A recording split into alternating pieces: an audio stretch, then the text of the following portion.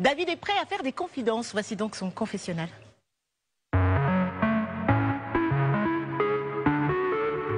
Quand tonne le carillon, David Eto'o gambade et le lien fraternel apparaît sous un jour nouveau.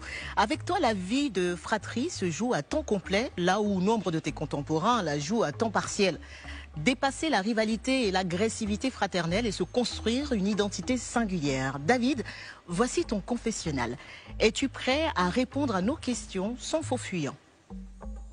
Oui.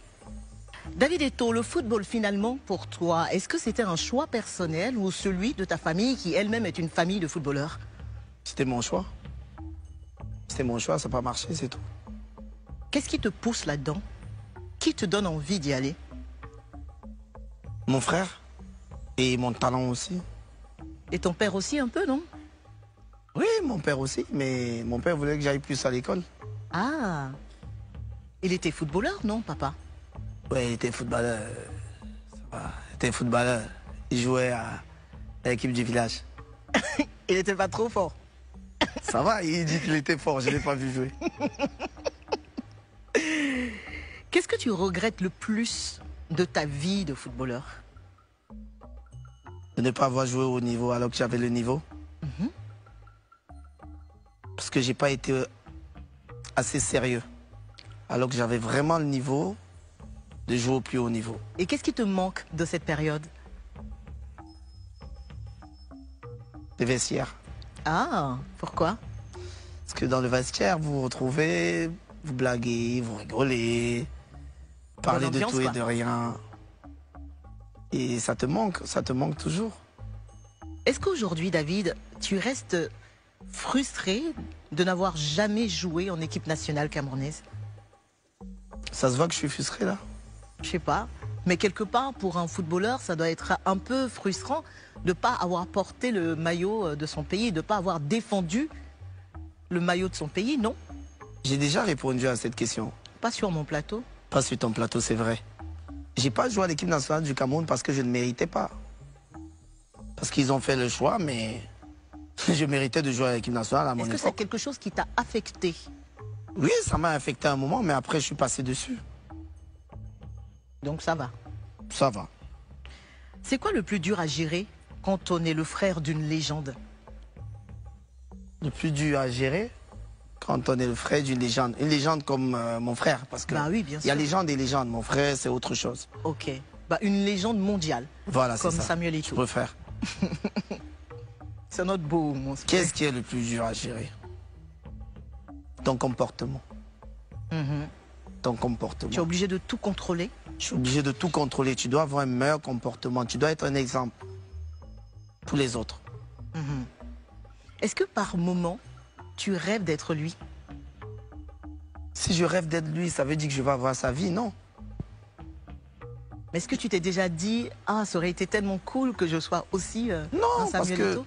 je suis content pour mon frère. Je suis content de sa vie. Et je prie pour lui tous les jours. Je suis content de sa vie. J'ai ma vie, il a sa vie. J'ai pas besoin d'être Samuel. Je suis David. Et qu'est-ce qui a manqué à ton jeu pour égaler les performances de ton frère? À mon jeu? Oui.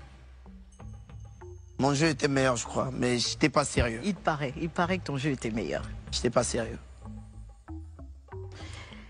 On va peut-être continuer à parler de ton frère. Pour toi, sa plus grande qualité, c'est quoi? Il est généreux. Et son plus grand défaut? Parce qu'il n'est pas parfait, on est d'accord, même si c'est ton frère. Oui. Son plus grand défaut, impulsif. Impulsif? La plus grosse crise qu'il y a eu entre vous? Je me rappelle, voilà, ça c'est bon. Très belle question, je vais bien m'asseoir. À l'époque, je signe à Majorque, j'ai 16 ans. Je signe professionnel. Mon frère me fait venir, j'étais à Barcelone, je signe professionnel. Je gagne 9 000 € net par mois. Et j'ai droit à 7 ou 8 billets d'avion en première classe. Je me teins les cheveux, je fais des boucles, je fais des tatouages, un gamin de 16 ans. Je m'achète une Audi TT. Sans permis. Sans permis? Sans permis. Je l'envoie transformer, je l'envoie qu'on la transforme à Londres. Donc on l'a custom. Tu l'as fait pimper? J'ai fait pimper avec des ailes qui s'ouvrent. Non, Ça. non. J'arrive aux entraînements, mon frère, il devient fou. Il me dit, mais t'es malade. Tu as 16 ans. Tu as 16 ans. Tu as 16 ans, t'as pas de permis, tu as une voiture. Ça, c'était la plus grosse risque. Il est resté peut-être 1 an, il m'a pas parlé. Oh. Ouais. Et toi, tu lui en as voulu pour... Non. Tu as compris? Mon frère avait raison, il avait raison. Il avait raison, c'est un visionnaire, il avait raison. Et ton plus beau souvenir partagé avec lui? J'ai tellement de souvenirs avec mon frère. Qu'est-ce qui te Tellement vient de tout de beaux suite à souvenirs. l'esprit? Qu'est-ce qui te vient tout de suite à l'esprit? Je me rappelle cette nuit-là, le jour où nous étions dans sa chambre, à Neubel, au quartier, hein, à l'époque quand ma mère vendait du poisson, qui me dit, tu sais David, là je joue à UCB, mais je suis sûr que tu vas voir dans 2-3 ans, je vais t'acheter une Ferrari. Ah, Tu vois, ce fameux jour. ce fameux jour, il me le dit comme ça, je le regarde, je dis, regardez-moi celui-là. Qu'est-ce qu'il raconte? Il est fou. Et je lui demande, Ferrari, c'est quoi? J'étais gamin, je ne sais pas. Puis c'était des quartiers. Et il me montre. Il me dit, c'est ça. Il a fait. Ah, finalement, il a fait. Il a fait. Ah. Jusqu'à quel point tu es prêt à protéger ton frère? Je suis prêt à donner ma vie pour lui. Et il le sait d'ailleurs. Et vous le savez aussi, je pense. Ben, on l'a bien compris en tout cas.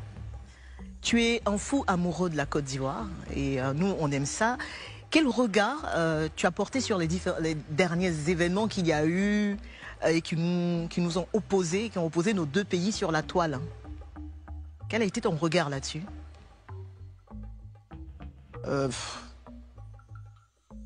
J'ai été vraiment très affecté. J'ai été affecté et déçu des deux nations. Parce qu'en réalité, quand nous sommes sur le net là, nous sommes là pour rigoler. Faut pas prendre les choses de net pour venir, pour que ce soit sérieux. Mais après, Cameroun, Côte d'Ivoire, c'est l'amour. C'est l'amour, ça va s'arranger. Moi, je suis en Côte d'Ivoire pour arranger ça. Et je suis sûr que ça va s'arranger. Sûr et certain. Aujourd'hui, c'est quoi ta plus grande fierté, David? Ma plus grande fierté aujourd'hui, c'est que j'ai pu changer ce côté-là. Parce que tout le monde me voyait comme un petit voyou. Les gens m'identifiaient, ils me disaient ouais, voilà, petit frère d'Eto. La plupart des gens aujourd'hui m'appellent David, pas mon nom. Et là, j'ai compris que j'ai changé quelque chose dans ma vie. Et ça me rend fier de moi. David, as-tu été totalement sincère dans ce confessionnal? Ouais. Merci beaucoup. Rien.